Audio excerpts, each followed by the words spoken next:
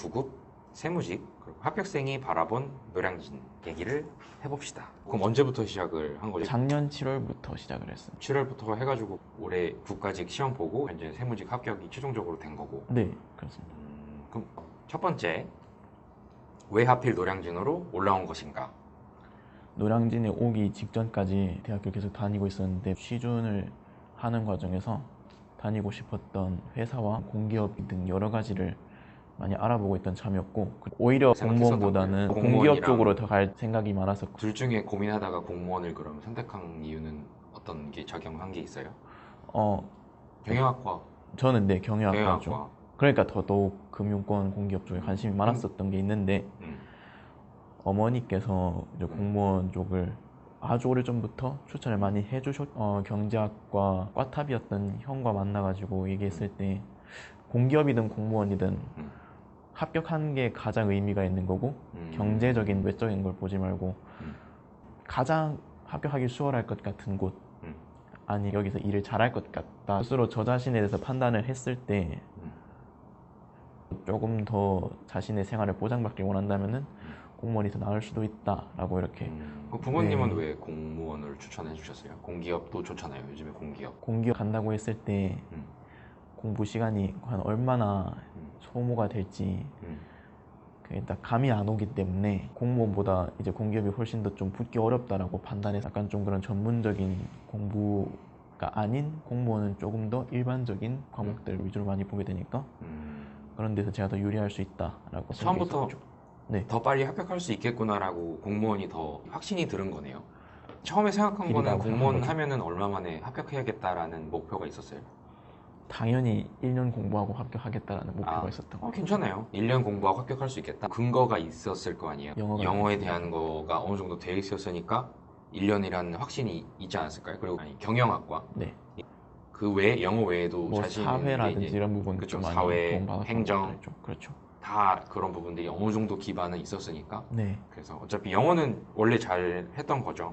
수능 때도 1등급을 받았었고 수능 때도 처음부터 영어를 풀었을 때 85점에서 80 그러니까 시작 떨어지면은, 당시부터 네, 시작 당시부터 이미 80점 정도는 유지를 가지고 하고 시작. 있었습니다만 국가직으로 봤을 때 몇 점 국가직에는 나왔어요? 85점. 영어는 잘했고 또 잘했던 거는 뭐가 있어요? 두 번째로 잘했던 과목. 영어랑 이제 그 다음. 2순위는 국어 정도. 2순위는 국어. 것 같아요. 국어가 비문학이나 문학 보는 게 좀 수능 공부했던 경험이 있어가지고. 좀 전에 이렇게 지문이 막 길어지잖아요. 예. 근데 그 비문 같은 그런 지문들도 이미 처음부터 빨리 볼 수 있는 그런 게 됐었죠.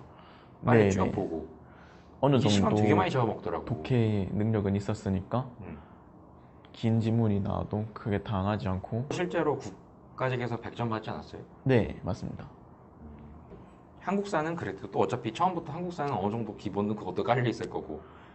그래도 공부하니까 기본이 너무 많이 까먹어서 시작 다시 당시 또 그러면은 공부를 몇 점 많이 정도라고 보면 돼요? 한국사는? 60점대 나왔었던 그래도 것 같아요. 한국사는 한 60점대. 네. 나머지는 행정학, 사회. 그럼 행정학도 이미 어느 정도. 아니요, 행정학도 생소한 내용이 너무 많아가지고 생소한 반타작 부분이. 정도였던 것 같아요. 처음 공부했을 때. 그렇게 시작해서 실제 국가직 때서도 점수 되게 안 좋게 나왔고, 굳이 잘 받을 때 비교해보면 100점을 한 번도 받아본 적이 없고 90점까지. 사회는 그나마 경제를 공부했던 게 있기 때문에. 사회 선택하는 사람들이 제일 어려워하는 게 경제인데 다 경제 때문에 되게 힘들어해요, 다들. 네. 그것도 시작 시점에 이미 70점대는 예상해도 되겠네요. 그렇죠. 그쵸. 저는 오히려 법과 사회랑 이런 외우는 파트가. 그건 이제 오히려. 암기로서 해결할 수 있는 부분만 남은 거고, 네. 경제는 뭐 굳이 설명을 안 들어도 어느 정도 할 수 있는 단계. 그런 거고.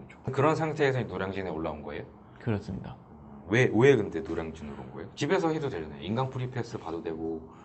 두 가지로 딱 말씀을 드릴게요. 첫 번째는 저는 저 자신을 잘 알고 있거든요. 공부를 누가 이렇게 하라고 이렇게 시키지 않으면은 스스로 제어가 잘 안 된다는 걸 잘 알고 있었. 집에서 나태해지는 그런 모습을 부모님한테 보여드리기도 싫은 게 있었고, 처음으로 그러면 서울로 이쪽에 자취를 동계 하게 된 거였습니다.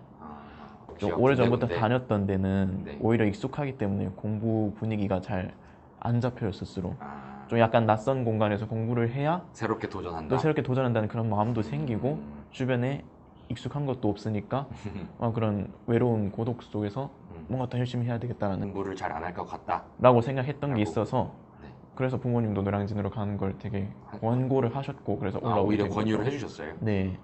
포항에서 되게 공부하기보다는 믿었나 보네요. 그래도 그렇게 해도 넌 잘할 것이다 이렇게 그런 환경에 저를 던져두면은 스스로 할 사람이라고 믿었기 때문에 믿어주셨으니까. 네. 근데 저도 뭐 다른 그런 지역들도 있는데 노량진이 그래도 유명하니까 아무래도 공무원 공부를 하려면은 그래도 네, 노량진. 다른 데보다는 그 두 번째 이유는